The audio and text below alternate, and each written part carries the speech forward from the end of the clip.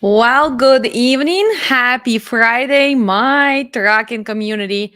How are you doing today? Hopefully, we're gonna see some viewers today and lots of comments. As many of you know, it's me, Alex, your sassy dispatch girl, your sassy instructor, and of course, person who would like to change trucking for better because I do have a mission. And my mission to make sure that all of us doing their job professionally, starting with drivers, dispatchers, safety managers, owners of the company, and everyone who is servicing industry. We're going to be talking about certain challenges today, and we are going to have some guests. They're going to be joining us shortly. So, first, let's talk about it. What's going on? Today, I have been receiving so many text messages today, yesterday, all this last 3, 4 weeks. Alex, what's going on with trucking? What's gonna happen, Alex? Rates went down. The fuel is going up. How can I keep going? How can I dispatch? What I'm gonna do is a brand new truck that I bought for 220,000 and I cannot even find a good qualified driver. All of those things are going through my head as well, guys, because doesn't matter how long you've been in the business, but when market goes down, it's going down. I just want to make sure that my guests are joining us um because it's the first time they also on the road, so it might be challenging. But let's start from sharing my screen. We're gonna be welcoming in few minutes Alice Brinkman and Liron Batiste. But so far, let's see what's going on in trucking. Well, everyone is going over the rates. Alex, rates are down. So let's compare them to previous year. And you guys probably we're complaining in 2021, trucking is not paying enough, but I can tell you this 2021 was one of the best years in the trucking, but it's got affected by a lot of things. So let's see. If we are looking at the rates, reefer rates, drive-in rates, flatbed, spot market, look at this. Compared to the last year, the reefer rates went down 36%. The same time of the year, last year, they were up 36%. Drive-in went down 28%, right? Flatbed 32. But the hardest thing is, look at this. The fuel went up 63%, right? 63% increase for what? For fuel. Fuel is 40% of our cost, right? So, how is it possible to keep going and trucking if the market rates went down but the fuel went up? Well, I need to make sure Ellis is watching, but Ellis, you need to join. You need to join by link. I need you here. So Ellis is contacting to me via Facebook and she says, I'm watching. Well, I need to bring you to the show, so you cannot be watching. You have to be an active part of this show. So while they figure out how to connect, because I send them the stream link to bring them on the screen, we're gonna keep talking about what's going on. And we are gonna go to official data. Remember that this data is not 100% accurate. So you can see that they are still showing that drive-in is going 272 per mile loaded miles. You still have to remember that we're talking about shorter loads.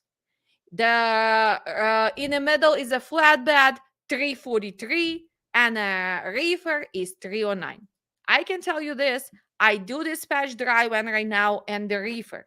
If we are talking about Midwest, if we are talking loads up to 500, 600, right? Then we can still get to what? We can still get to that $3, 3.10 per mile, but it's not that easy. It takes time. You have to be skilled dispatcher. People do not answer the phone. And why would they give you $3 when somebody's willing to book that load for what? For 220 per mile, right? So that data is not that accurate. Let's continue. And we are waiting for our guests. So while they're connecting, we're going to talk about what else are they telling us? Well, they're telling us that the rates went down and they still going to go down and it will be declining. So for most of you, you will need to prepare that it's not going to get better anytime soon. The biggest problem right now is for people who just got to the industry in 2021 because they were joining the industry. Everybody was jumping because the rates were great and the cost of equipment skyrocketed. So look just at the simple data, right? If you were buying in 2019 the same truck for 69,000, you paid 136,000 out of your pocket in 2021.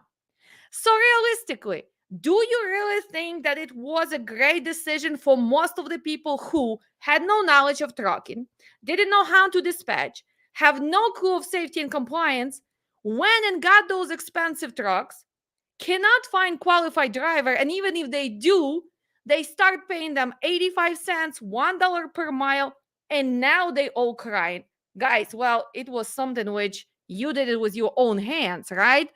Buying the truck, which actually still cost 69,436. It was suicidal mission in the beginning. And you know me, I am direct. So I'm not gonna sit here and tell you that it was not coming.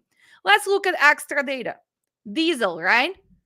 As of April 5th, and this is already data for what? 1 month earlier, it was $5.10 per gallon, which is 73 cents more per mile than previously.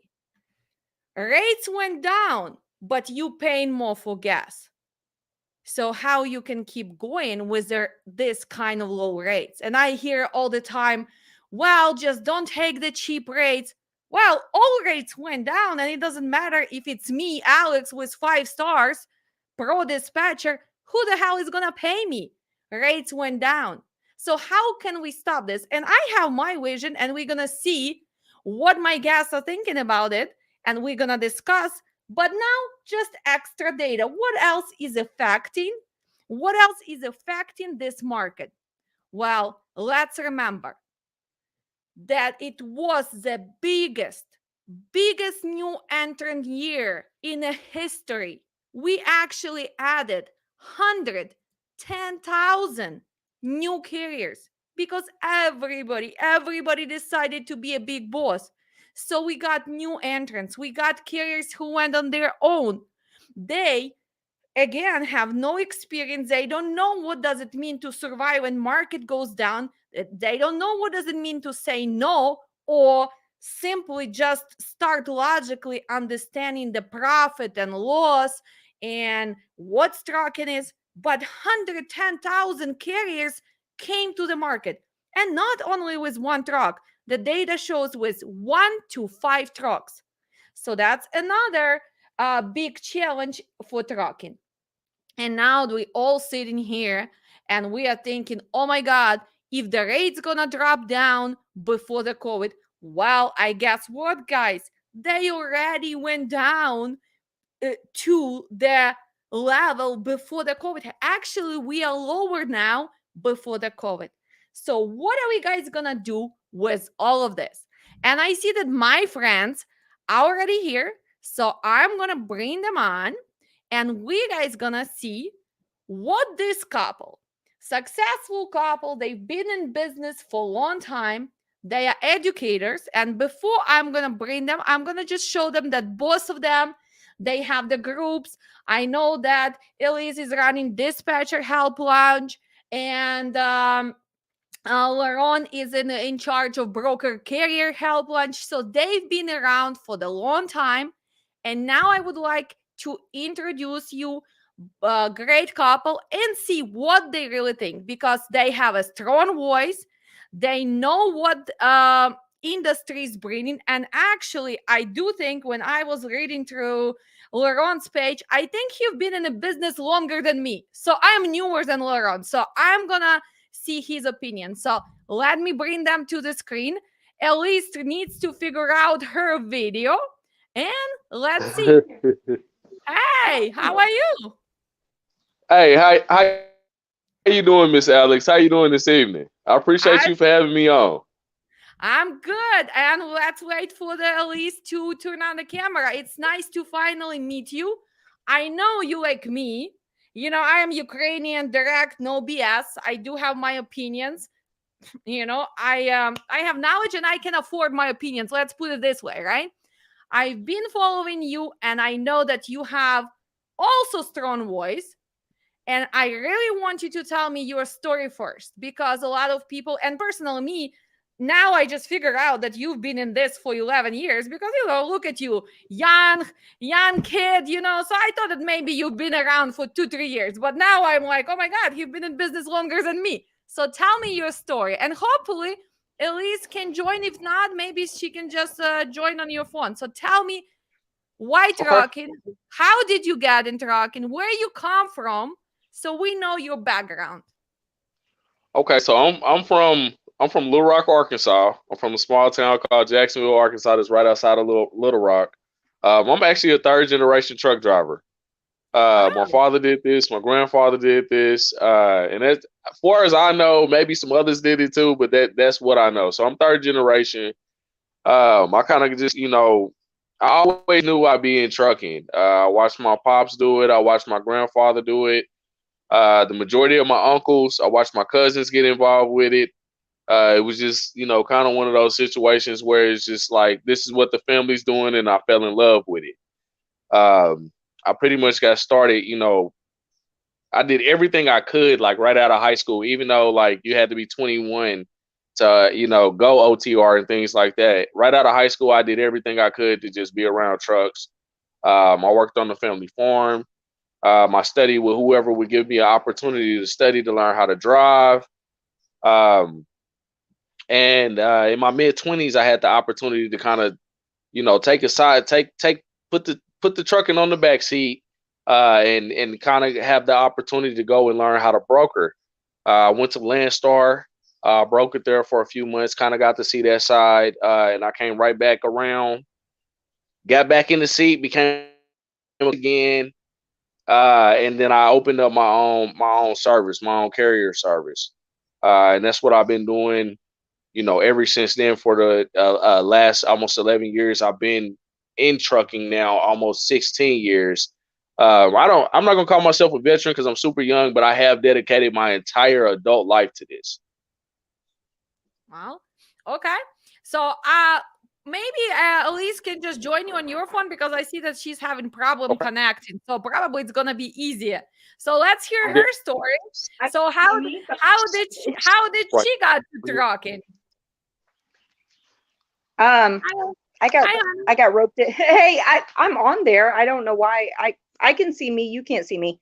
Um, I got roped into this. I felt like still driving and still doing company driving, and had started the company. And we had the company going, and he was company driving and trying to run the company and be a company driver himself for another company. Okay. So I finally just had to step back from working a 9 to 5 and come home. We have 4 kids, come home, take care of kids. And we had 3 at the time, had another one, but come in and step in and take my managerial and I was a business manager at the time, come in and take all of that and help. I didn't know what I was doing. He taught me everything that I know. I only knew how to manage businesses and people. Okay. I knew nothing about trucking except for him coming home and complaining about his job. That's it. So I had to learn a lot very quickly. And that was almost 8 years ago. Okay. So You came in what, 2014, 15? yes, So the and market was not that strong at that time. It was not an easy No, market. it wasn't bad at no, all. and we've seen It ups wasn't bad and at all. downs. Nothing. This is a roller coaster. We've seen ups and downs, but it's just kind of hilly. It's, one of those, you just kind of ride it. Oh, it's up now, it's down now. Most of what we do, our bread and butter is mostly dedicated. But that doesn't mean we don't touch the spot market. Everybody does. Even if you have dedicated freight, I think at some point you do touch spot market. We don't put our new trucks Well, or our new drivers on. Well, not to mention, and I think a lot of people lose focus of this, but dedicated freight is dictated by the spot market. If you've been in this industry any amount of time, you know that when it's time to negotiate it, though, those dedicated accounts, the first thing that they're going to look at for as a reference is the spot market rates. So to say, hey, the way to go is to go dedicated and that's the answer and things like that, that's not necessarily the answer. How is that the answer in a market that is It's not an answer. And here, let's educate public. So let's say you have dedicated lane, right? Let's say you negotiated yes, this ma'am. lane and you agreed on certain margin. Let's say you have Memphis to Chicago 5 times a week. Let's say they're gonna pay you 1,700. You agree to this, but then market goes down, spot market goes down. Now everybody's paying 1,200. So what people don't Exactly. so what people don't understand, that shipper who did agree to that 1,700, well, he might not to go all the way to 12, 13. He will meet you at 15, but he's gonna say, you know what, Leroy, I know, wow, you great guy, I love it, but spot market went down. Unfortunately, it's business. It's business. You great guy, but I'm gonna save when I can save. Yes or no? Right. Yes, correct. Because he can go Correct. find somebody else. He can say, look, you've They been can great. go We've had find a somebody great, else. And that's but I why can, we have all this misunderstanding, Elise, right? All people right. say, I just want dedicated line, because they think if you get dedicated line, it's going to be forever until you die. Guys, wake up. We No. work with the market, spot market. You Market have goes to be down. here's the Well, thing. This is and the misconception on dedicated. what You're happened? gonna get thrown back into the fire pit every year around fiscal when bidding season comes up. You're gonna get right back into the fire pit. You're gonna have to rebid. You're gonna have to bring back some sort of ability for your shipper that gives them a one up on everybody else. Dedicated is not the answer. If anything, dedicated is harder than spot. And I don't think a lot of people understand that because of the key word, which is dedication. Dedication, but also, are you have capacity? Do you have enough truck to run that dedication? That's what people don't Because understand. even if they let you in, say they need those 5 loads, but you can only cover 3. Maybe they still let you in, but But why you should have they? If I am that person who needs to right. cover, why should I have extra headache to cover 3 with you and 2 with somebody else? I want a carrier who have capacity. So let Right. me But tell you this. Let me tell you even this, if they Elise. let you in, I can somebody tell. else has the opportunity to steal from you. You know why I was blocked from most of the dispatch groups and those free dispatch classes? Because when I went there and just was joining, and then we're giving them advice, when person doesn't even know what is MC, what is the DOT, and they just tell her, don't go to load board, just go dedicated. And I'm like, guys, trucking gurus, what are you talking about? She has power only one truck. How the hell she can go dedicated? you know so tell me, Elise, because I know you've been educator, how important it is to stop this nonsense, because I am trying with all the videos and classes and everything. How big is misrepresentation of dispatchers, our duties, and all those trucking gurus? And probably I know that Laron knows some of them personally. And you know what? I am not afraid on calling some people who really do scam people. And hopefully we're gonna do this, because this has to stop. Like with brokers, we're gonna talk about brokers today. We're gonna talk about double brokering, about scammers in an education. So tell me, because I know you've been trying to teach and you've been trying to educate them. So how big Right. is this problem right now? Because everybody seems like running the courses, giving advices, like nonsense advices. Like, and you've been in this Well, longer than me. well, number one, telling people what they want to hear sells more courses. They couldn't make money actually doing it. So tell them what they want to hear, sell a course rather than actually doing it. Which there is a lot of joy in actually doing it. I will say that I get quite a bit of joy from actually dispatching. I think you do as well, from I being in love this it. industry, because you have a passion for it, right? So I think a lot of people who don't have a passion for it might need to do some thinking. There is no get rich quick here, but like you said, that's why brokers exist, is because of this idea of dedicated being dedication, being able to solve a solution with the most doing the least. I mean, it's business, right? Like you Somehow said, looked at as superior. right, And the killing part about it is not necessarily superior, because the market itself is intertwined. It's intertwined.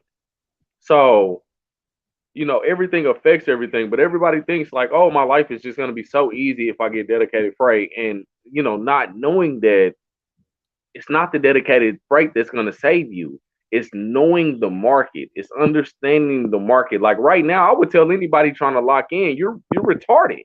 it's a bad time. It's a bad time. Like you're not smart to try to lock in on anybody's freight right now. I Why agree would with you you go in and lock 100%. in at the lowest numbers we've seen in damn near the last decade?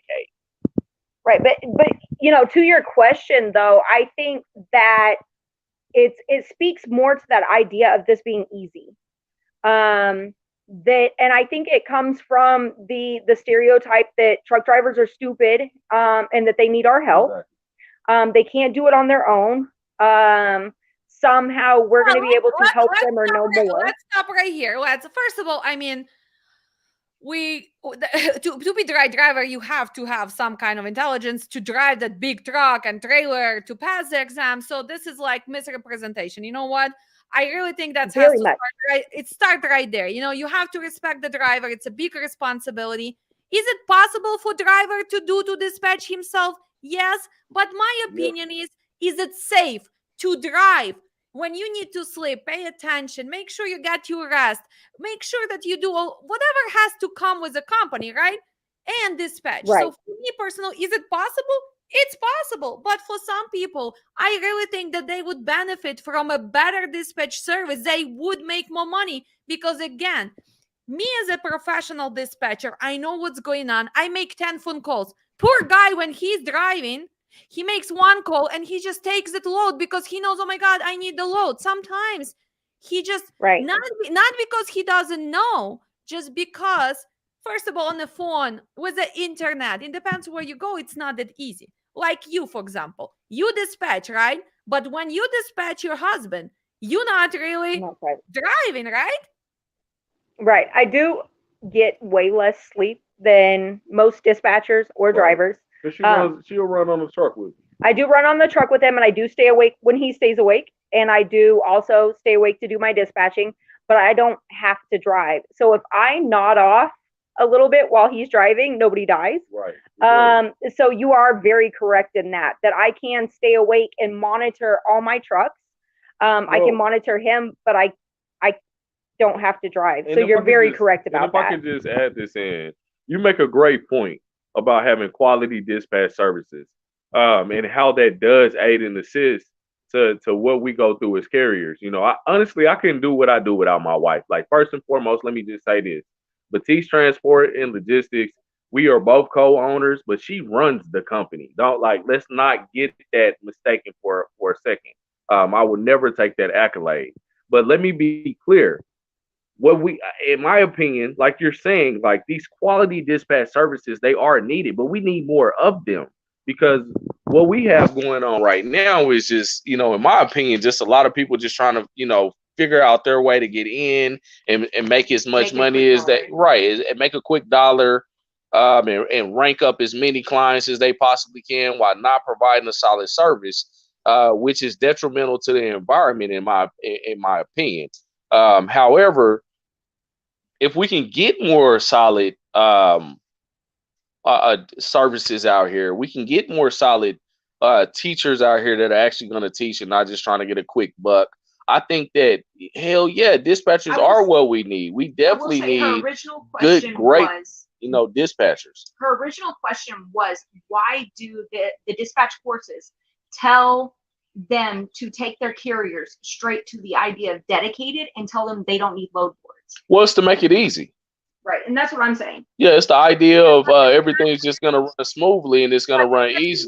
But nowadays, with so many brokerages, to win the dedicated, you have to be a master to win that contract. Unless what? Unless you're gonna sign such an unfavorable to you contract that you gonna be a charity trucking.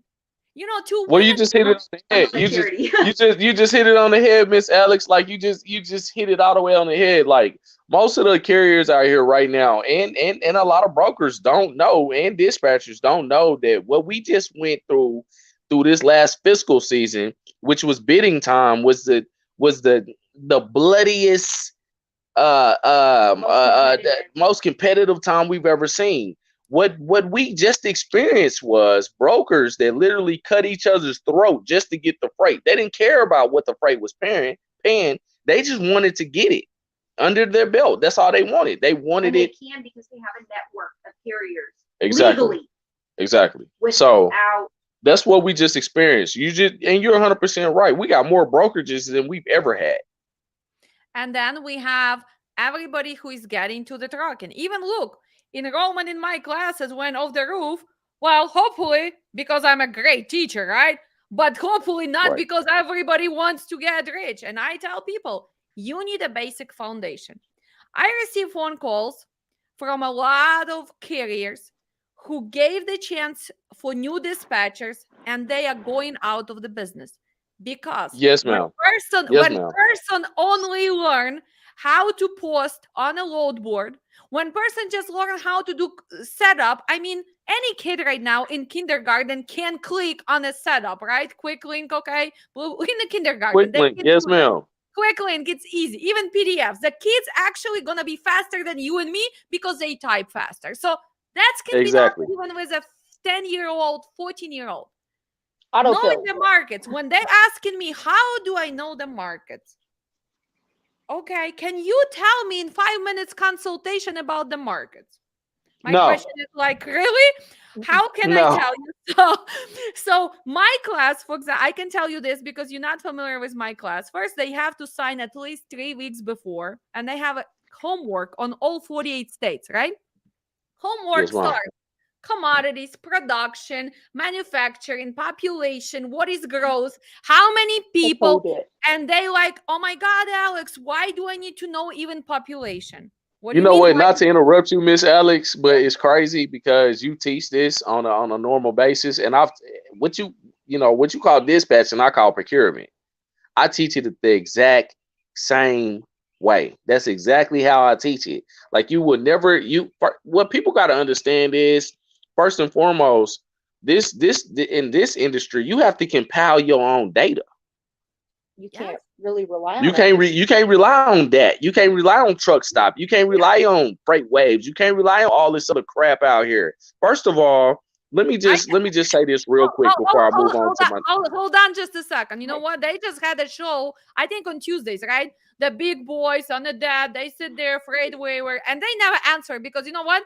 My questions are direct, and they talk BS data, and I just ask them, can you really talk honest data for small carrier, 2-3 trucks? No. You talking about general data for mega carrier. You talking for the industry as whole. So honestly, are you really helping with your freaking data analysis? No, you're not, because your data has such a huge gap between the reality of the small carrier and just. Here's the thing.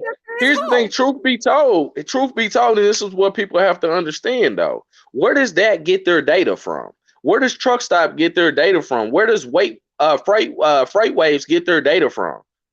It From doesn't come from the carrier. It comes from it's one-sided. That is one-sided data. It comes from the brokerages. yes. It's come Otherwise, the only over way from the brokers who have used their whatever law, because I represent that. I'm not telling you, yes, they give us free class, they give us some commissions. I know that, but they only go on what brokers tell them. And actually, exactly. most of the data, excuse me, but it's at least 30 days behind. Yes, it helps. And even in my class, I teach at least look what everybody's paying. Organize the load board. Don't look at it just red lines. Organize. If you look into Chicago to map Exactly. cost, see who is paying the most, how many loads, what is the capacity. Start thinking logically. We in freaking logistics. We are in Well, logistics. and see, here's the thing, though. The you know the first part of logistics is logic. Yeah. It's logic. But see, here's the thing, though, and you know, Miss Alex, I'm pushing for a boycott right now. I know you know about it. Yes, Okay, that's why and I actually invited you. So let me ask you this. So with all this going on, the bloodbath is coming because the rate's going down, fuel goes up, and again, you probably see even on the screen right now, I stand with Ukraine, 100% Ukrainian. People don't even realize that the war in Ukraine hey, affected we all the we stand planet. with Ukraine too. We with Ukraine too, all the way. But I just, you know why? It's not because I want to talk about war, but I want to talk why that war has effect on the industry because of the fuel and economic and China and everything else. So when people ask me, when is it going to stop? When it's going to get better? The first answer should be hopefully when the war is going to stop, we're going to see some. Right now, it's going to be no stopping. But here's my thing, because I am direct Ukrainian. When everybody was watching us the first day fighting in Ukraine, second day in Ukraine, third, everybody told you guys not gonna survive. Look at this. We got united. So here I'm coming to you because I am born in Soviet Union. I'm a Soviet Union baby. I'm direct. Do you believe if we get united as a whole trucking industry and we do what you talking about, boycotting, stopping taking the loads, that we can change it? Because I do believe in that, but we have to Yeah, we get can. united. We have to stop. So what is your opinion on that? Yes, ma'am. We can. We definitely can. And here's the thing: it doesn't take all of us to do it. We just need enough of the right ones. Okay. Okay. So you have your following. I have my following. We all come together. We get united behind the same cause, and we will be able to make a change. Here's the thing: first and foremost, people have to understand what this does. My plan, what it does by going after the big corporate, big box brokerages. Okay. First of all, what it does is it puts more freight into the free market. That's the most important thing. Okay. From there, we can control the freight as carriers and good brokerages. You see what I'm So how saying? do you We see this take happening? power So back. let me see, Leroy. We go, we put the t-shirts, we make the flags, we pick the colors. How do you see this happening? Let's talk like realistic. Okay, here's a plan. How do you see it? Because to talk about it, it's one thing, right? But to have a plan, it's a different. So in your head, how it has to start as people Well, getting here's the thing: together. we're all short on funds already. We don't need a whole lot of, we don't. All we need I is was, loyalty, Leroy, I integrity. was just joking. I was just joking about t-shirts and flags. I was joking. Joke. For sure, for sure. But I mean, we need loyalty and integrity. What I'm looking at is 30 days. I'm asking for 30 days. I'm asking for, for everybody to look at this list, examine this list. I will be adding to this list at the top of the week. What we need to do is we need to hit these big box brokerages that hold the majority of the freight. We need to hit them in their stomach. Now, one or two things is gonna happen after 30 days. Either you're gonna get right and you're gonna start to do business according to how business needs to be done so we can all eat, or what you're gonna do is you're gonna close your doors. Okay, We so trying to take power back. let's name who we put on a list, because I can I at least who was on the list there. I saw that TQL was on the list. XPO was. I cannot find the list right now. Was it in the broker carrier help I launch? Or mean, it was in dispatch. It's Yes, ma'am. it's in anywhere LaRon hasn't gotten kicked out of. Because he gets kicked out of groups too. Yeah, like y'all. Oh, I mean, welcome for to the trying to club. do Okay, here, I got it. for trying to do something for trucking, this the feedback I get. They didn't punch me in the mouth and hit me all in my mouth and trying to knock my teeth out and stuff like that. And I'm just trying to, I'm trying to make So sure we let's see. I, survive as a I people. found your list. I found your list. Check you out. Yes, ma'am. Shady carrier relations. Agree? Agree. Landstar, Yes, Agree. double ma'am. brokering, double brokering, double brokering. Now actually most of them were sitting in Odessa since Odessa under the bombing. Most of them are fleeing Odessa. It's even getting worse. Double brokering. Don't work with Landstar for 3 years already. Cannot stand them. Although most of them they're We're not sitting even set up. Yeah. We're not even set up. Nope. Smith Eagle never work with them, so double brokering. Okay. USA Truck bad business practices. CH Robinson shitty rates.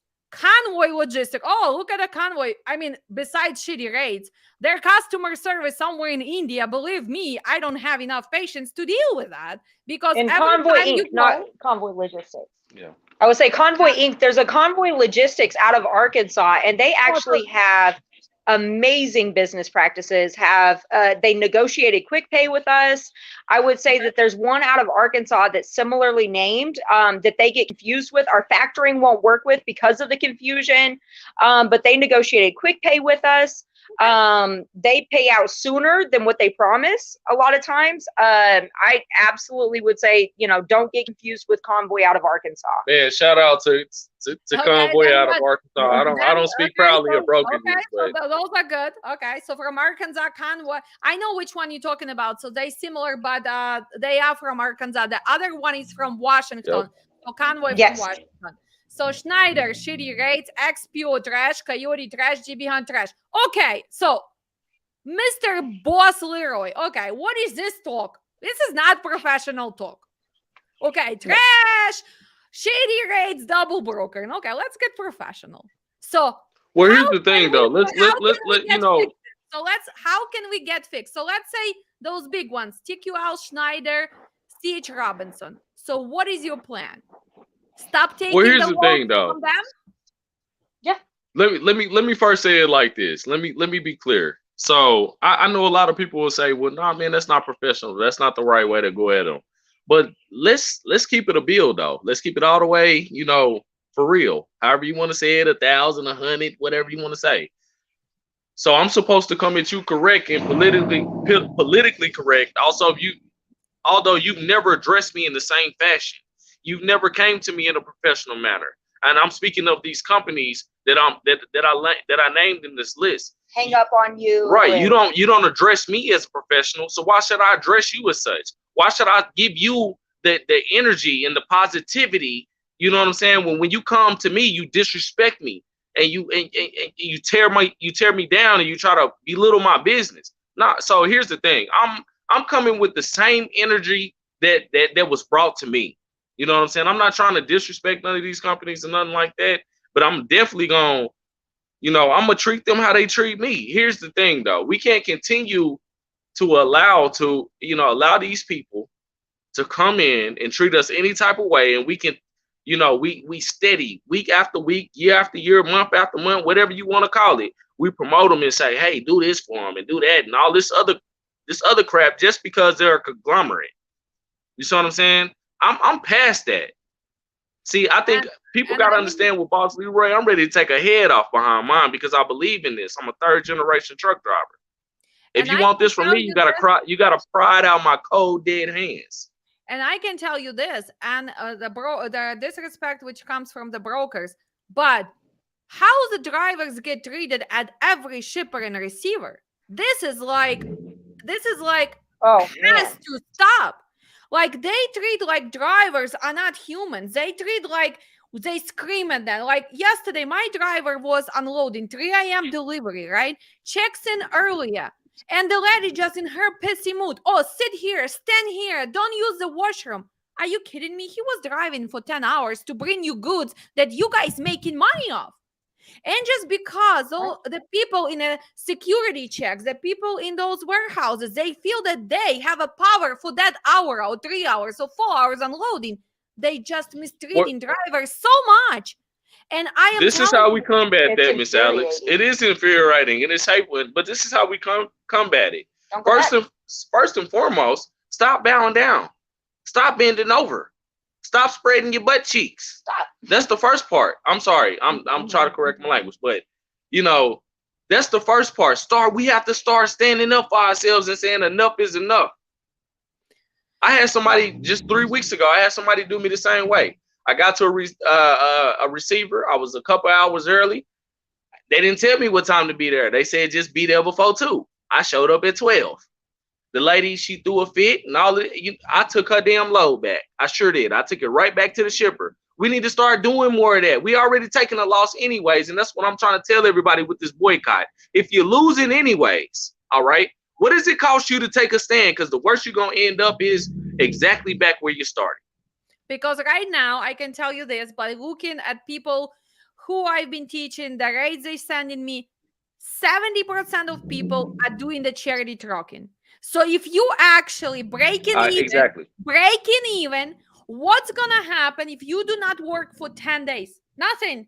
Yes, you still not making profit anyway. Bingo. You actually going Well- into minus.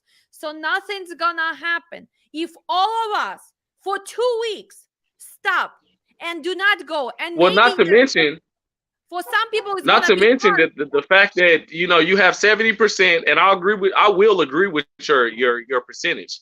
70% are operating at cost.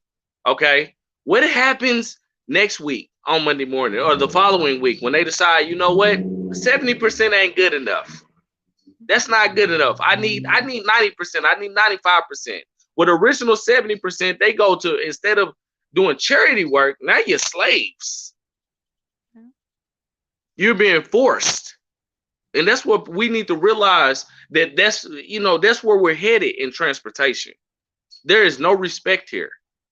There's no admiration. There is, no understanding for the jobs that we do. Whether you're a carrier, you're a dispatcher, you're a broker, you're a freight forwarder, wherever the case is, there is no understanding for the fact of what we go through to make this country operate. I was reading And the pressure. I was reading Elise post, and she talked about freedom, what we have, right? I really love that. We park Well, outside. come on, Elise, because hey, she with it though. Now, come on now. So tell us, Elise. So I did it. I really like your post, and then I was start reading the reviews, and I like, wow, half of the people did not even understand the meaning of that post. Right. Well, So and it came down to, honestly, tell to our viewers, because I don't know what we're talking about, like a short version, what you were pointing on. And I was right. And if you can find it, you're free to pull it up. I know it's on my personal page. I don't mind whatsoever. But we do live in what we call the land of the free. And we are free, but we're also free to make our own choices for our own business. Most of us are small business owners. And the simple fact is here that we have choices. And really what it came down is my blood boiled over when I got a freight offer in my email, and I read it and I said, I don't work for free. This is the land of the free. And I don't know if you've seen the TikTok trend where they redo the national anthem. But then there's a new version of it. They put a new version on it of, I don't work for free. So and I don't. I found your post. So you said, I'm proud to be an American where at least I know I'm free. Free to haul American goods at my cost. Free to buy diesel knowing that 350 gets less than a quarter tank. Free to do math, showing that fuel costs over 1 mile. Free to acknowledge that they raise prices at store and seemingly lower trucker rates. Free to park all my trucks, knowing 90% of truckers are independent owners and are free to do the same. Your high grocery price undue to fuel because when fuel went up, freight pay went down. Make it make sense. You are blind. What if unlimited was the diesel price? So that was your post. And then what if unleaded was the diesel price? Yeah. So what if it was? Would it change? Exactly. Would it? Would people be upset enough to make it change? And not only that, I feel like the narrative that's being pushed to our general public is your groceries cost more because fuel costs more. And you have to pay for that. So much more. The truckers want so much. We have to pay for our trucks because they cost more now. Everything costs more for the trucks now, and we have to pay for that. So how come when fuel went up, our rates went down, but we're letting the public believe that they're paying for that? Where did the money go? Number one. Number two, why are we lying to the public? And is that fair? And it only further, I feel like, puts a bad light on our drivers. Which I feel like is why they get treated bad at shippers and receivers, because, you know, people just don't understand what it is that they do and go through. That this is all their fault somehow. It's a culmination of a lot of things, but really that post I had boiled to get an email asking me to go from basically right in between where we are, which is in Northwest Arkansas, the Bentonville, Walmart area, Tyson area, in between here and Tulsa, so Eastern Oklahoma, to St. Louis for $1,200. I was going to Joplin for that 2-3 months ago. Okay. So I mean, no, absolutely not. Why? Why would I pay to do that? You say no, I say no, but then we have 40 people who will say yes because they still need to move. They like, okay, I'm gonna keep moving. So see, this is a big disconnect. You can't just keep moving though, hoping it's gonna get better. That's like owning a restaurant, having no customers and still opening up every single day, hoping one customer comes in. You're spending money on staff and lighting and prepping food that's going to go bad. I mean, look at how many restaurants tried to do that and did not alter themselves. And I encourage anybody who hasn't to read the book, Who Moved My Cheese. There's a book out. It's a very short read. It's like $10 on Amazon. I don't encourage anybody to buy anything off of Amazon. Go to your local bookstore. But it's $10. Who Moved My Cheese? And so if you put mice in a maze every single day, chasing cheese that was in the same place in the maze every single day, right? But then one day, after having them in there, I don't know, for years, doing the same thing every day, you move the cheese to a different spot. But you put the mice in at the same spot every single day, but you move the cheese, you move the prize in the maze. What are the mice going to do when they realize and they run through and they get there and the cheese isn't there? Animals even know to go look somewhere else and to move with the cheese, to adjust. You can't keep doing the same thing over and over and over. You do have to adjust. There are certain adjustments that have to be made. It's called insanity. Right, but there is also the idea of what is going to get me through to the next phase, what will help me get through. I'm sorry, one of our dedicated customers, one of our really, really good ones, and the representative that I work with, I love him to death, but I was running a lane for him for $1,200. He asked me to go down to $1,000 when things dropped. I told him, no, I'm sorry, that's not how this works. He recently told me if I can't do it for $850, he'd be willing to do $9 for us because he likes us, that he's going to have to find a different carrier. And I said, go ahead, go find a different carrier. I'm not doing it.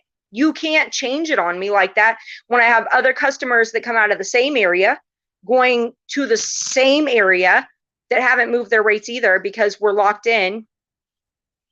Go find a different carrier then. Go find somebody who's willing to do it.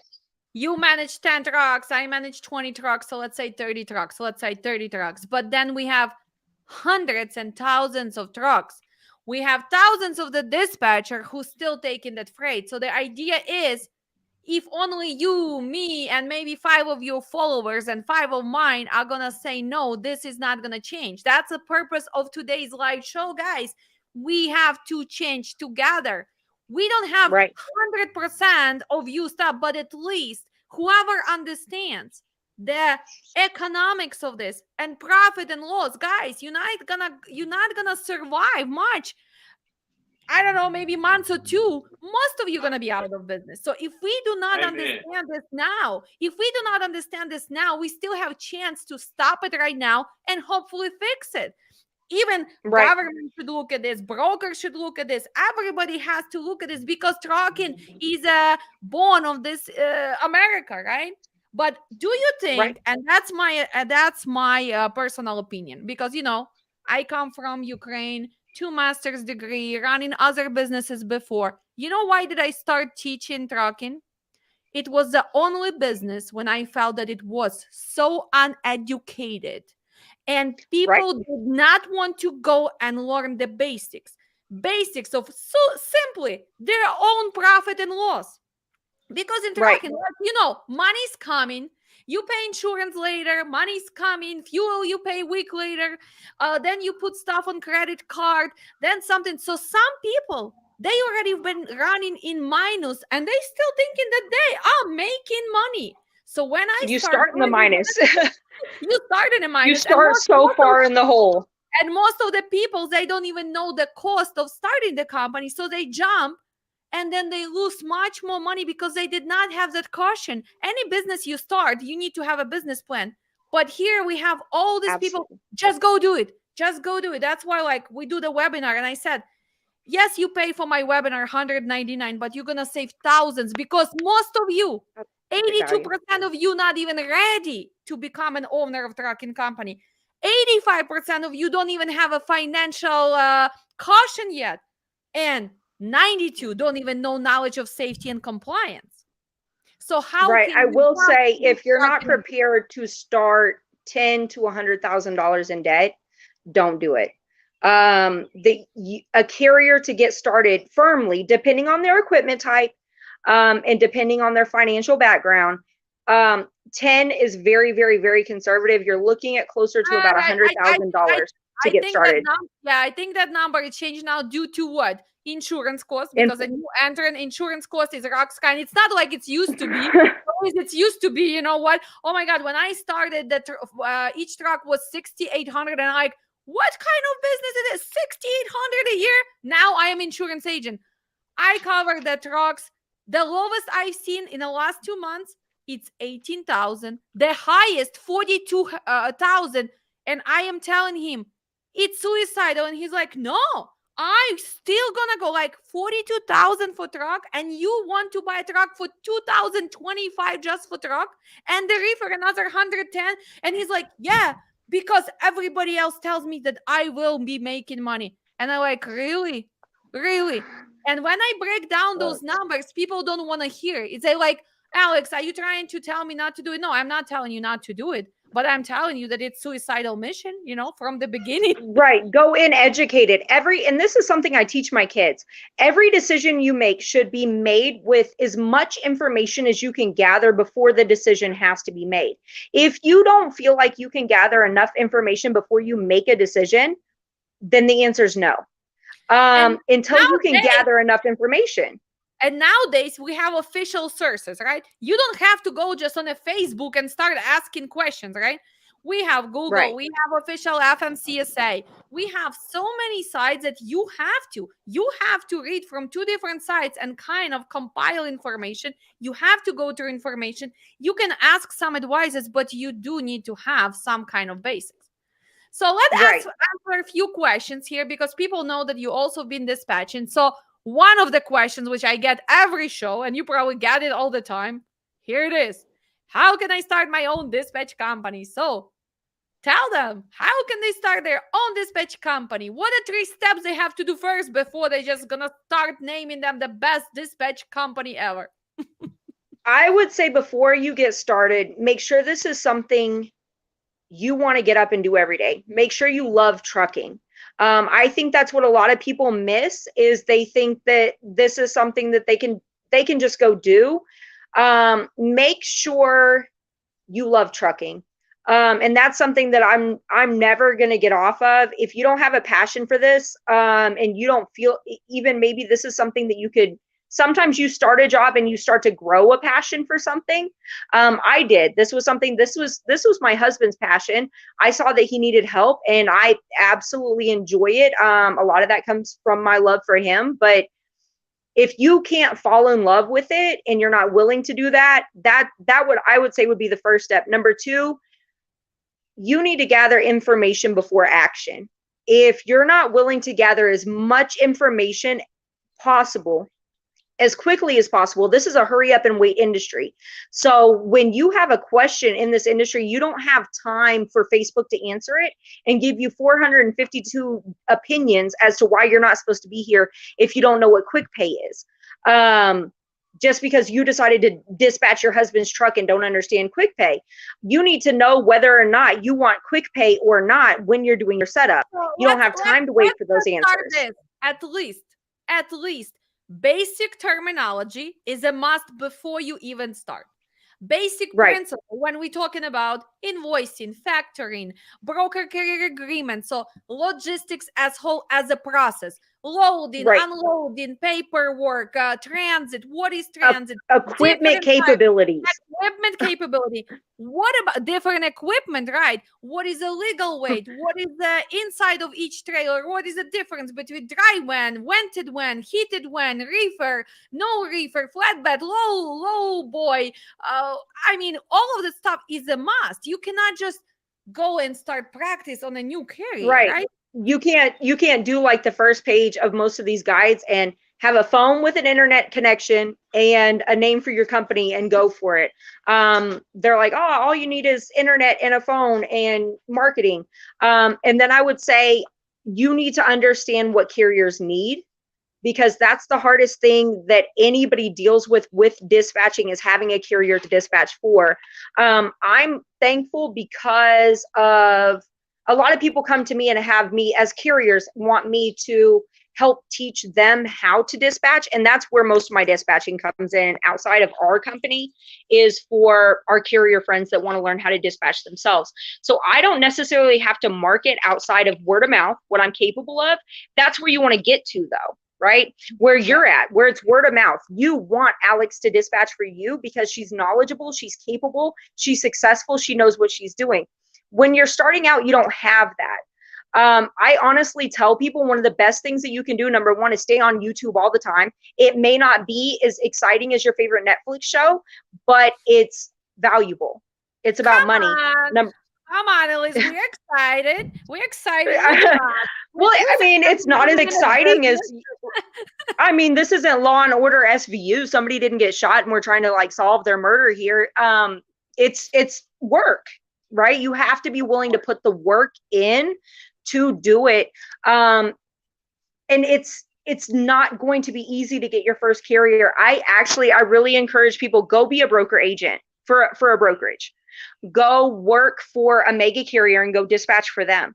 Go get some sort of on-the-job training, paid on-the-job training that's valuable enough. Go work for another dispatcher that's already established and successful, that has the word-of-mouth business coming to them. It's something that's hard to get on your 9 to 5. A lot of people say, oh, well, I can start dispatching part-time and work my job part-time, or while I'm working a full-time job. I go 36 to 48 hour stretches with no sleep or a nap here and there. Sometimes I'm up all night configuring, putting out fires. I mean, it's what we do. That they don't want to let me deliver because the other day a delivery number was wrong. This is your product. Take your stuff. You ordered this. What does a delivery number even matter? Well, it's Walmart. Well, you have to have a delivery number. A lot of times, yes, you understand it's not your responsibility.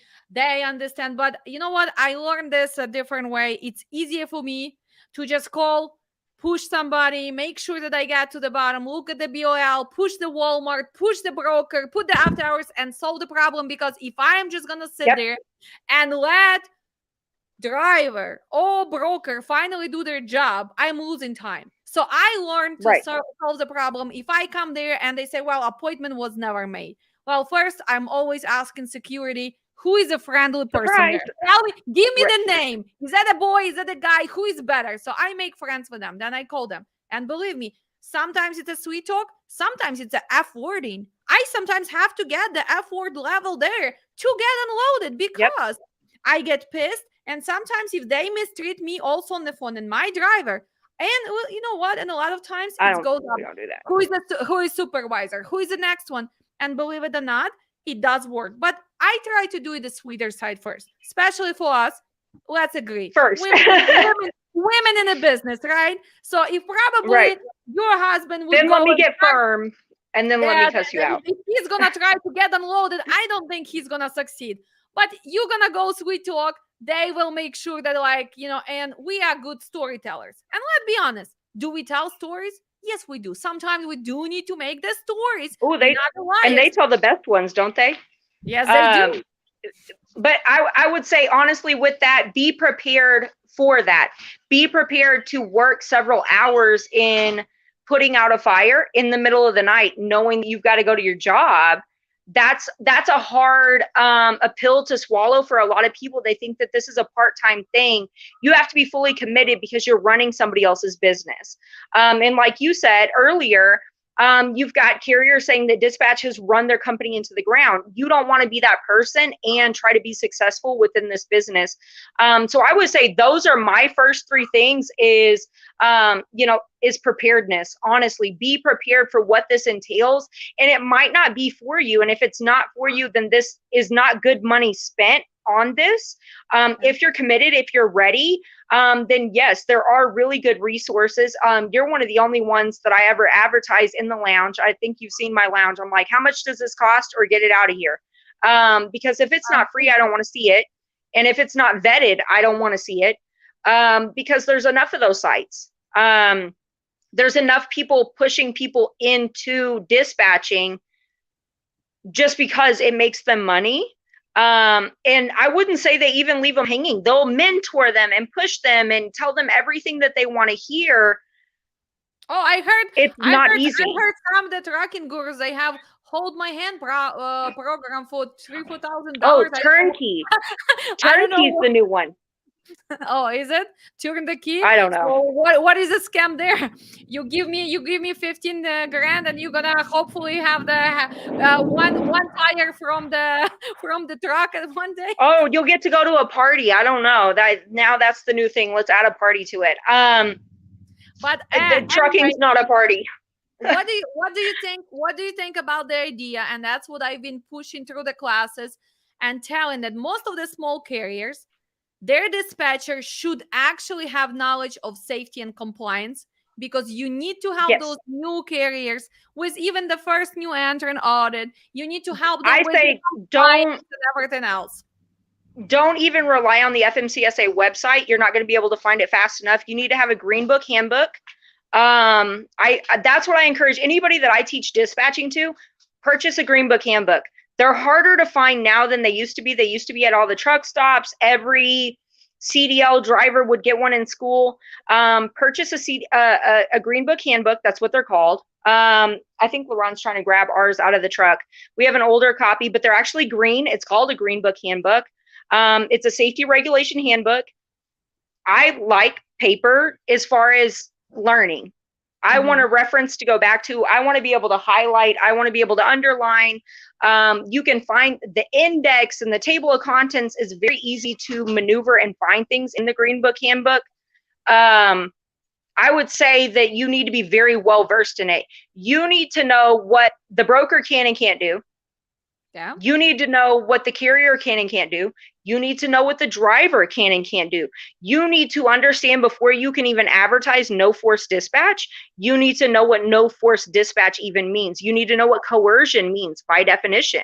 Why don't you tell our viewers what does it mean when everybody says, I am dispatcher, I have dedicated lanes for you and no force dispatch? Well, explain to them right here. How wrong is that? Means to even say that. That means if you're not in charge of the go pedal, if you don't have a go pedal under your foot, you don't decide what goes on. That driver, ultimately, when it comes down to it, if anything goes wrong, it's on him. If there's a light out on the truck and he's telling you, I have to get this light fixed before I can go pick up that load, and you're telling him, no, go get it, no, go get it, no, go get it. You can't do that.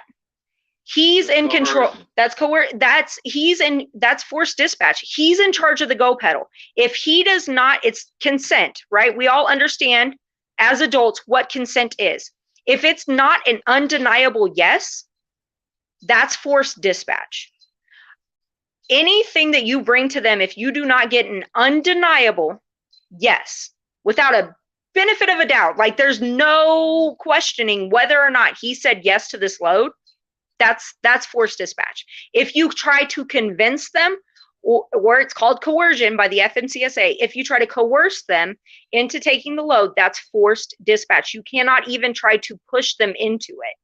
And I've had to use that against brokers that say, oh, no, that it's actually, we got one. It was West Memphis to Russellville, Arkansas. Not too bad. Went back towards home, within 100 miles of home. Everything's good.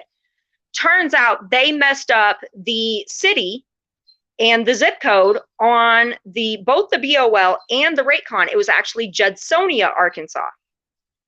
That's not the same direction. It was actually closer to the shipper, but it didn't go the way we were trying to go. It was actually very much out of the way. And he said, no, just take it. I said, no, you can't tell my driver what to do. He's in charge of the go pedal. He decides whether or not. Now, we agreed on a different place. We had to renegotiate and all of this. And he said, well, then just take it back. And we'll just give you tow new. I said, no, we've made it almost to Little Rock, Arkansas. We've made it halfway there. Now I've got to turn back and go back the other direction. You have to pay for all of this, all of it. And you can't just tell him, well, you're either going to take it back or you're going to go to Judsonia. Or it's not coming off your truck, because if you go to Russellville, it's not coming off the truck. You can't make ultimatums to a driver. Nobody can. They're in charge of the truck.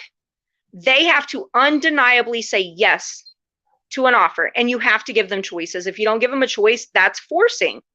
So, and don't advertise no forced dispatch if you're not willing to have a driver say no. Oh, he's so picky, he doesn't want this.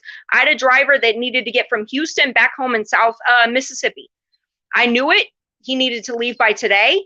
I've known it for several days. I've looked. Everything I brought to him, he turned down. I took a $1,400 loss, got him what he wanted. Because the one I wanted him to take was $1,400 more than what he took. Yeah, but he had to go where he needs to go.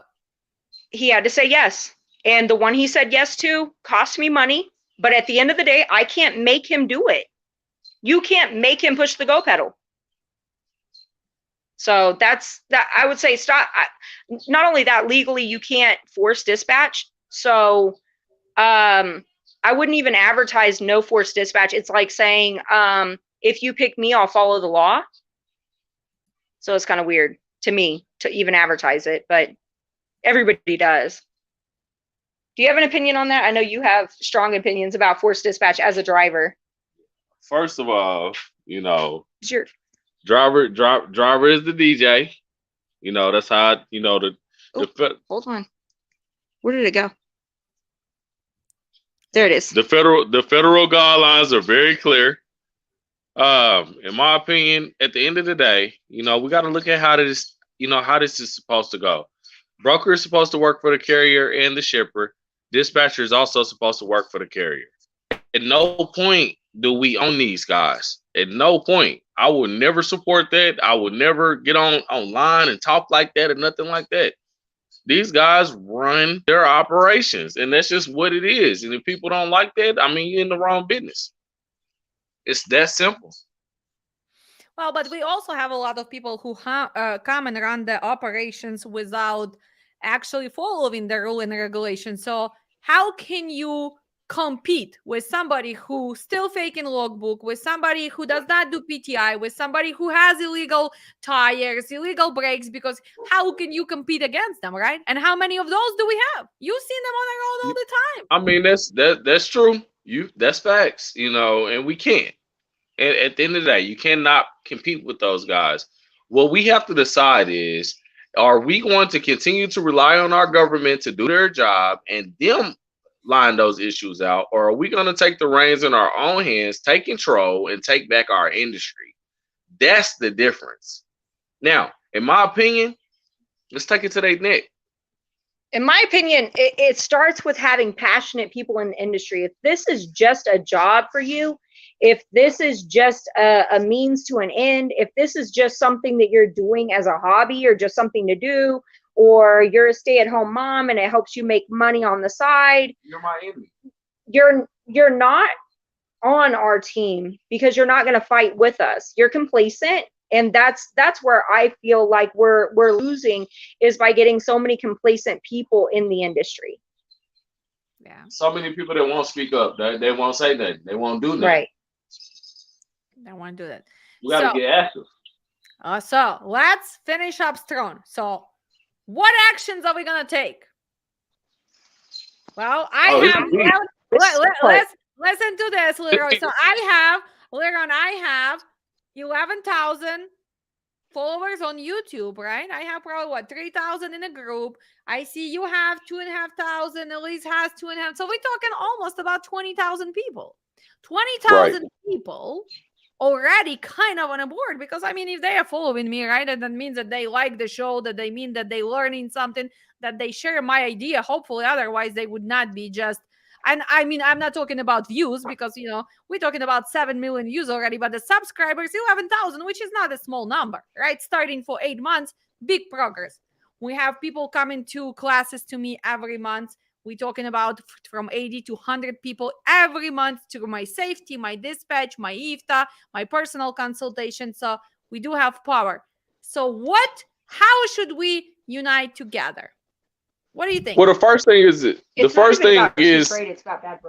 end of the day, the first thing is to sit down, and we need to have a conversation with each other, and we need to set our pride to the side. So I'm man enough to say this. My way might not be the right way. You know what I'm saying? The next man way might not be the right way. But at the end of the day, we got to be able to sit down and collectively come to some type of something that we can all get behind. You see what I'm saying? That's the first part. Now, I'm calling for the brokerage. We need to go after what's striking us. You know what I'm saying? I'm calling for the brokerage strike. Where they hitting us, we need to hit them back. If somebody else got a better plan, come with it. Now, I can tell you guys 4 and first mords. I said that wrong. First and foremost, asking everybody to strike is not realistic, because people have to make their bills. They got to stay in business. They got to do what they got to do what they've always done. Right. Saying, and also saying don't take cheap freight is also not the answer, because there's always going to be a commodity that's going to be moving at a cheaper commodity or a cheaper price than another commodity. And that's simply because that commodity is valued at a lesser value. That's not the answer. What we need to do is we need to pull ourselves up by our bootstraps. Okay. Put them army fatigues on, lace them boots up, put them helmets on, and we need to hit what's hitting us. And that's these brokerages.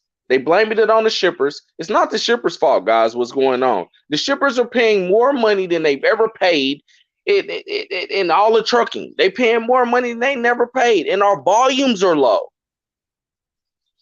What you guys have to understand is these brokerages, they're trying to beat last quarter's numbers. If they don't beat last quarter's numbers, what happens is the executives, they will cut the spending. They will cut jobs. They will cut satellite offices. That's what this is all about. Okay. It's not about the fact that fuel is umpteen, that's a whole nother conversation. Fuel is what it is, and, insurance and mandates and all. It ain't got nothing to do with that. It simply has to do with greed and somebody trying to beat the numbers that they made last quarter. It's that simple. Guys, we have to band together, and all we have to simply say is the ones that are doing us, we do them back. Yeah, and then we're talking about those big guys. We talk about TQL, C.H. Robinson. We talk about Coyote. We talk about XPO. We talk about the Convoy, not from Arkansas, the bad Convoy, right? We're talking about U.S. Logistics. We're talking, because, again, those are big corporations. And then, big corporation, they do not run by day. They run by quarters. They want to see the growth, because most of them, they have shares. They want to go public. They have trading. So that's, if their numbers gonna go down, people not gonna put money into their companies. Into the Miss Alex, you just said it. You just said it. I wish they could all realize that. Like, this is a numbers game, y'all. Yes, it's Wake an up and realize and understand that this is That's about why that's numbers. why Liron, that's why I try to educate. When you go to my class, believe me, some people like they not prepared because I try to wake them up, like economic awakeness. Understand how the things run all over. In doesn't matter America, Exactly. doesn't matter But where. This if is I can say numbers. this real fast, just so you, because I want people to understand what this plan does. Okay, so if let we don't, like I said, we don't need everybody. We just need the right ones. And like you said, let's take TQL for instance. TQL's they hold a ton of freight. We can all agree on that. They hold a ton of freight. Now, let me explain to you guys real quickly what would happen if we run with this plan. Let's say we start boycotting us, and let's boycotting them, and it's only a handful, right? First and foremost, the freight that they do have that other carriers do want to move. First of all, they got to pay more because the volumes just went up, right? They got more freight than what they're able to move. So now the guys that will haul, those prices go up. That costs them. Exactly. That makes those prices go up, which makes all the other prices go up. Now we refusing to haul now. Okay? That's what we're doing. We're refusing to haul. Now, what eventually will happen to that freight, it'll be freed back in the market. It'll go back to the open market. And guess what that allows? That your dispatchers can go out here, they can procure. Your brokers your good brokerages that are on your side, they can procure. As a carrier, you can go out here and you can procure. That brings the freight right back to our side of the playing field, which is what we need to do. We've given up our power and we need to take it back. Yeah, you're right.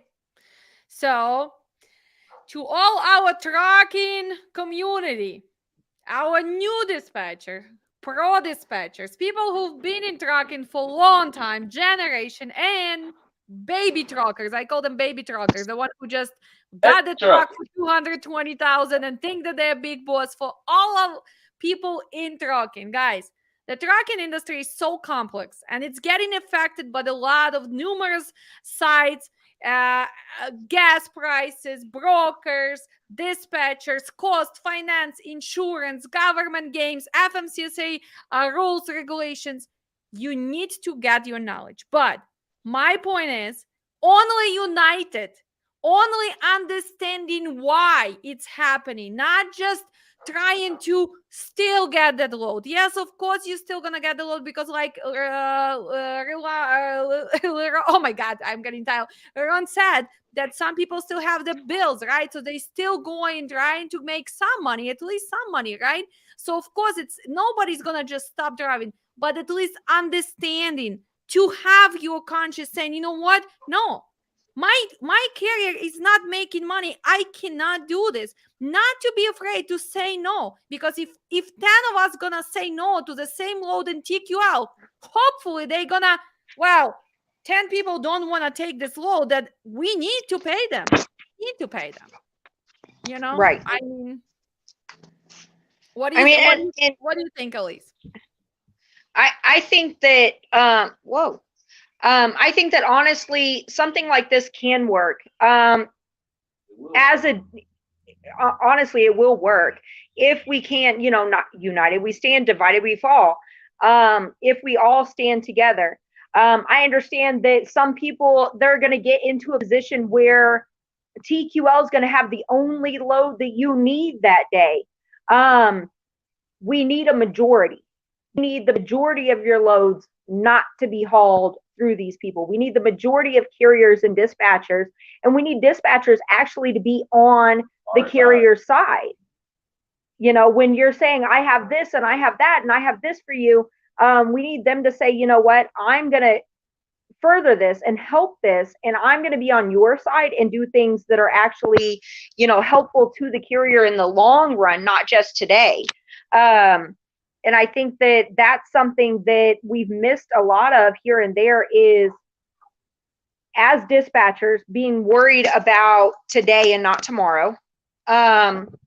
And if we can get dispatchers to really truly say, I do the best for the carrier, I do what the carrier needs, and actually follow through with that, we're going to have even more people on the same side. It just takes a little while. It's just going to take doing it for a short amount of time to say, hey, no, we're in control. We're in control of the market. We're in control of the situation. I'm asking for 60 days. That's it. 60 days. And to just go down the list, as you see people who have been bad to you, who have mistreated drivers, who have mistreated carriers, who have had bad relations. It's not just about how we feel or how LaRon feels as far as what the list looks like. It's about the whole of trucking and representing everybody who's on board. Yeah. I mean, and Ron goes on all the sides. We have bad things happening to the drivers, to dispatchers. It's a lot of things needs to be fixed. And you know what? The one thing which I start doing with all the brokers nowadays, I started referring them to my YouTube, and I said, do you really know hours of service? Do you know that we do not fly? Do you know that from Buffalo, New York, I am not swimming to the Lake Michigan? Do you know that? And I'm talking most some outside of the USA. Today I was talking to a girl. She's a great girl from Colombia. Gave me the rate, everything. But then she looks at the miles and she said, well, you're going to be there. Like, honey, I'm not swimming. So educate yourself. So, and the more I start talking to the brokers, the younger kids who start working, they have no clue. They have no clue. They have no clue about equipment. They have no clue about HOS. They have no clue about what drivers has to do. Securement of how many pallets goes on a freaking load. Last week, this guy gives me a load, and I said, listen, this is downtown of Chicago. It's no receiving side. It's like, I am looking at a Google. It is receiving side. I'm like, it's no truck road. I've been in Chicago. Right. Well, that's our issue with the one that went down on us that I was talking about before. It's Springfield, Missouri to Russellville, Arkansas. If you look at it on the map, Springfield sits directly 216 miles north of Russellville, Arkansas. Not all of our highways are paved. Not all of our highways are truck routes. You would be foolish to take that route, 216 miles. It's actually 346 miles because you go back through Joplin, down to Fort Smith, and over. It's a C shape.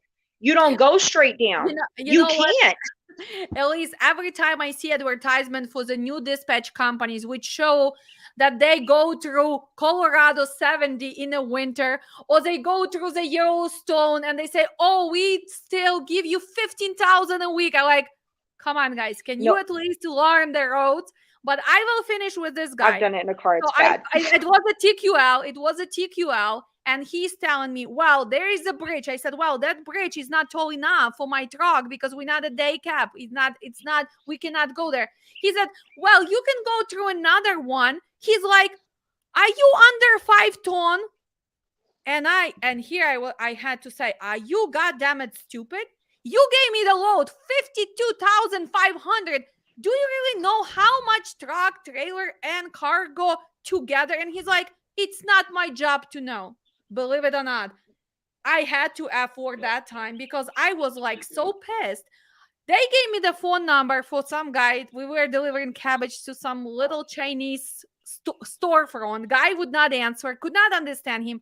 Finally had to call and call and call. Actually, I felt like I learned Chinese in that 20 minutes of conversation. Finally, I got idea. And I said, are you really sure you're going to be there at 6? Because I figure out how to go. But the only way to unload the truck, if it's 5 a.m., 4 a.m., when the streets are not having cars yet. So he can just go in, unload on the street, and actually go around. And I have experienced driver in 8 years. He never gave me problem even once. And this time he says, Alex, I want you to check because we cannot get in there. Because usually my drivers are so trained. I'm lucky, right? They're professional drivers with everything. I don't even have to pay attention to the bridges and everything else. They always check it out and they always tell Alex, no problem. So in 8 years, he's the first time I'm trying to tell the broker in TQL this after hours guy another. Finally, I talked to my driver, and he's telling me, Alex, I called them and I told them I cannot go, and they afforded my driver. So I went off on them, and I'm like, you know what? No. And like, if you don't even know amount how heavy the truck and trailer is, if you don't know how many pallets goes, if you don't even know what an e-track is, if you don't even know the difference, how the hell can you work for the brokerage as big as TQL? And this is my problem. TQL, CH Robinson, Coyote, XPO, they make millions and billions in freight. Amen. Why they cannot educate each of their workers the basic education? They make millions, billions of dollars, but they do not even educate the simple foundation of logistics, because a broker should not only answer the phone and try to sell for the lowest price. Broker should know the rules, regulation. Broker should know shippers, receivers. He needs to know what does it mean to have air guide or air shoot or everything else. And they don't. Well, and the more prepared you make the driver for what they're going to run into, I feel like the more comfortable they're going to be with the situation. So if it's going to be a curbside delivery, tell us that in the beginning, not when we get there and we're trying to find the dock door and the entry. If there is no dock door, all the dock doors are broken. If they don't have a pallet jack and all they have is a forklift and it's curbside and you're going to drag the pallets or the coils. We had coils recently drug across my dry van floor. That's not great. If it's blocked and braced, I need to know, how many nails are you putting in my floor? Because you can only put a nail in a board so many times before you have to replace it. I need to know these things beforehand, not when somebody's in the back of my trailer nailing things down. Thankfully for me, I go on the truck so often, I get to catch this stuff and deal with it firsthand. No, my trailer was damaged. I'm standing in it. They think they're talking to some dispatcher in an office somewhere. No, I'm literally standing in the trailer, and your forklift driver, I'm looking at him, and I asked him, and he drugged this shit across my wooden floor. It's got ruts in it now. I have to replace things. You should have told me they had no pallet jack. Just tell me there's no pallet jack. And this was curbside. Tell me it was curbside. I mean, you dealing with the dry vans. I am mostly with the reefers. Reefers, they don't even let the drivers on the dock. I have one dry van. I have one dry van and 7 reefers. Okay, but you know, with the reefers, right? Storages, they close the door. You don't even know how they loaded. But then, if something shifts or they did not put airbags, well, this is your problem because of securement of the load. Well, exactly. How can I make sure that the load was loaded correctly, secured correctly, if my driver is not allowed on the dock? And you guys put the seal, and that's it. Do a pallet count against the bill. We need to make sure everything loaded matches the bill. And I tell them, no. That's not my driver's job. He doesn't know what that stuff is. He doesn't know what's going on. All he knows is he was sent to pick that stuff up. You give him a bill. If he looks at that bill and looks at the freight, how does he know if what's on the bill is on the truck? But again, how does he know? Let's be honest. Every rate confirmation says that. You don't agree with it, but this is right there. So when something goes wrong, well, you sign it because you have no choice. We put in the corner because you have no choice. The same with the setups, right? How many things I don't agree? But if I gonna say, well, I don't agree with this, I don't agree with that. Right. Well, you either click the box or you don't. You can either click the box or not. You cannot change it. And that's what I tell. This is trucking industry is so one-sided, and it is unfair. For me, because of all the mistakes I did in the beginning, of course, for me, I invest in my reefers. I have cameras, at least, so I have proof what's going on, right? My driver's educated, but still, I cannot prevent everything. And it's like thinking outside of the box. And dispatching, I love dispatching. I had to learn all the safety compliance, put it together. But it's like struggle every day, like solving the problems, which it should not be my problems, should not be my problem as a dispatcher, as the owner of the truck. Right. But a lumper is not my problem. I am in the corner, the lumper in the middle of the night that you guys don't pick up the phone and I have to pay, and then you don't want to reimburse. What's going on? So people need to understand. And then they add that. That's what's crazy is they add the lumper to our 1099s because they paid it out, right? They reimbursed it. So they paid it out. So they add it to your 1099, or you have to pay the factoring percentage. But a lot of people don't know or understand that the FMCSA says carriers and drivers aren't responsible for lumpers, nor can they be coerced to be responsible for the unloading. We're gonna charge you $25 because we are giving you com check. We're gonna charge you $15 because we're going. That's illegal. It's illegal because when it says no driver load or unload, carrier is not responsible for load or unload. You put it on the rate con. You put it on there. But it's so impossible. I'm not responsible. It's impossible to fight because see, you fight, I fight, but most of the people, they don't fight. They just keep going. I tell Capstone. You tell Capstone. Yeah. Tell Capstone, charge it to the broker, and they will. Yep. But they want their money today, not that net 30, right? Yeah. So they want you to pay it today, not net 30. They don't want to charge it to the broker because that's net 30, just like anything else. Tell them, charge it to the broker. They will.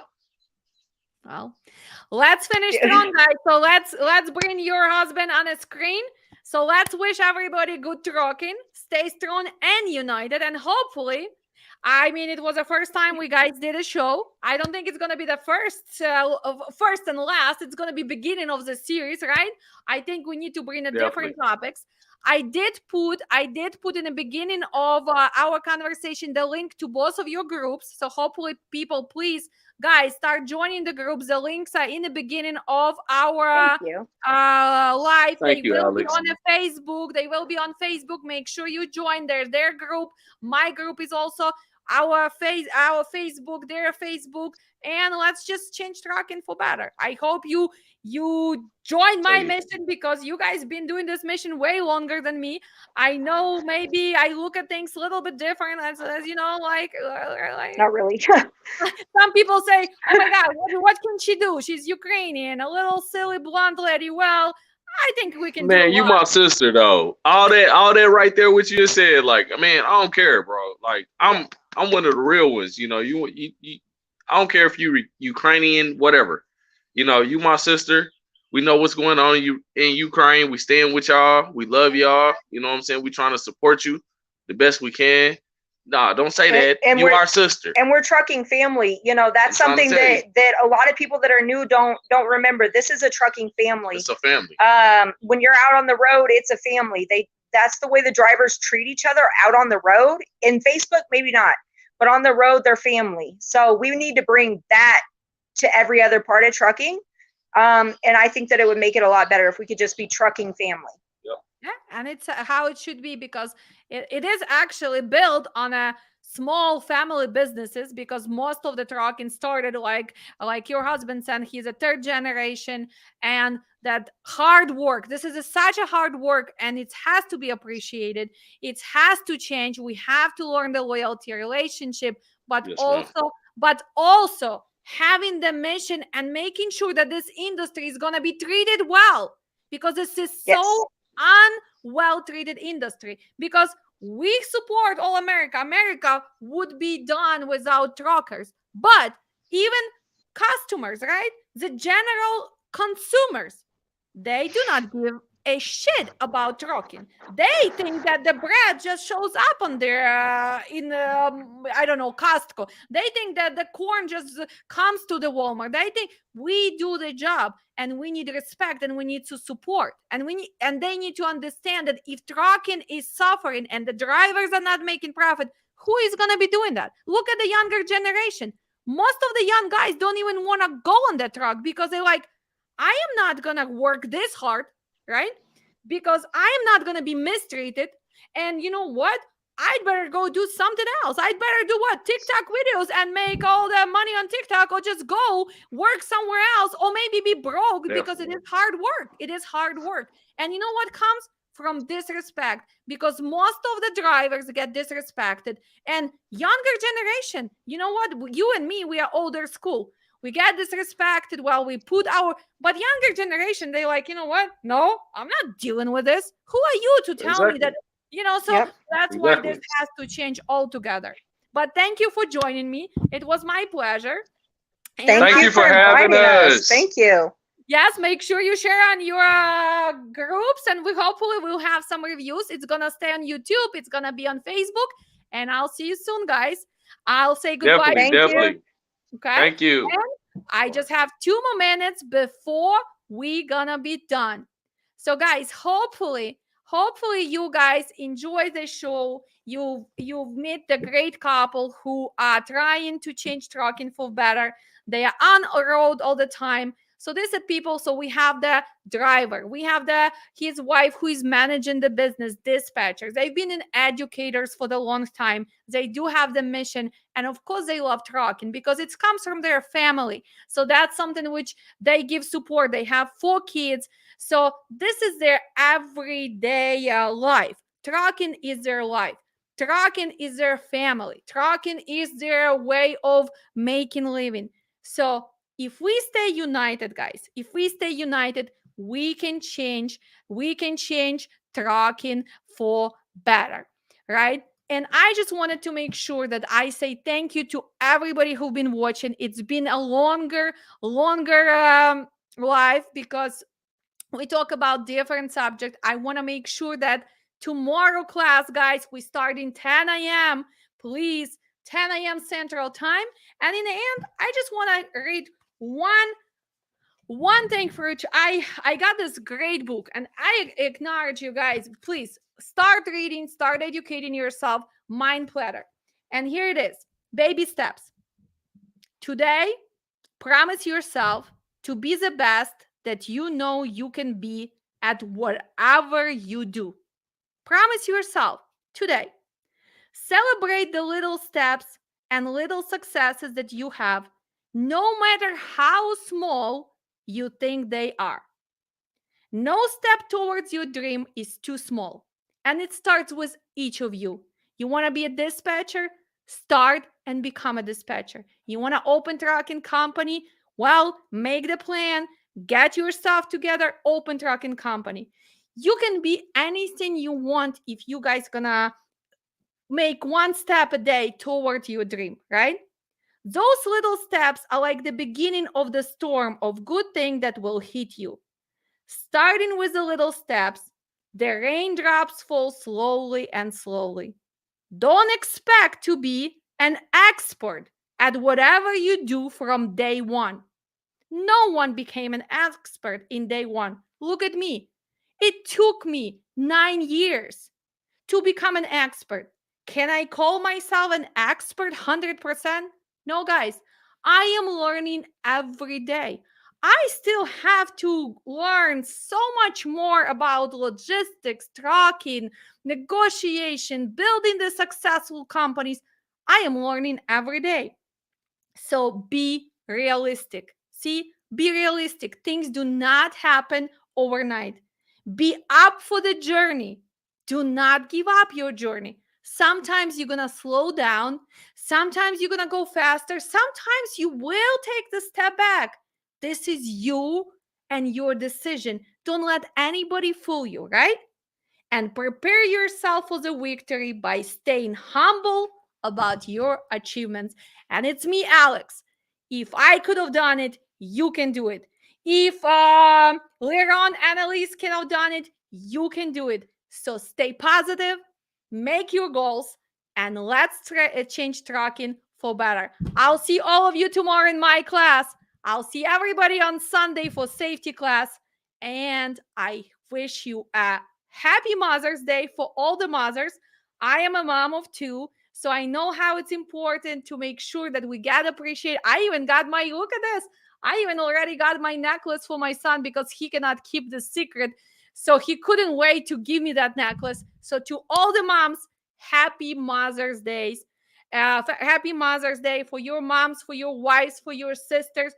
Be happy, stay successful, and also make sure that you take time to learn something new every day. I'll see you soon, and thanks for watching us. I love you guys. Oh, oh, oh, oh.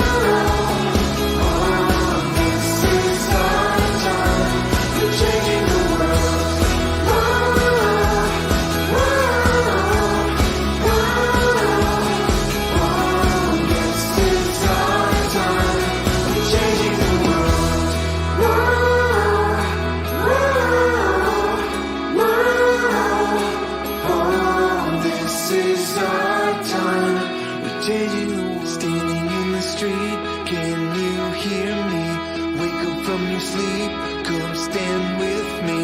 This is our time, we're changing the world. We won't back down this time around. In every city, in every town. Whoa, we're changing the world. Can you hear our voices breaking through? There's a fire in our hearts seeking truth. Oh, we're changing the world.